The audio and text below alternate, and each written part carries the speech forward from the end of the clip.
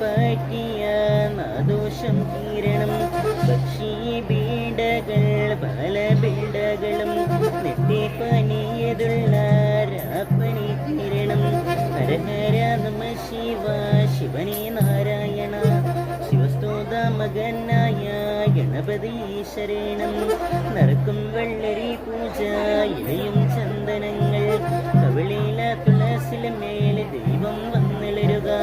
ഓമന മക്കളോടെ ഓരോ പിറന്നാളിനും ശിവക്ഷേത്രത്തിൽ പൂജ കൊടുക്കണം. ദേവിക്കെങ്കിലോ ദീപവും ഗുരുതിയും വിഷ്ണു ഭഗവാന് മലയും ചർദ്ദം. ഹരഹര നമ ശിവ ശരണം ചെയ്തൊരുത് ശിവസ്തോത മകനായ ഗണപതി ശരണം. ആമയുടെ കാവ് നല്ല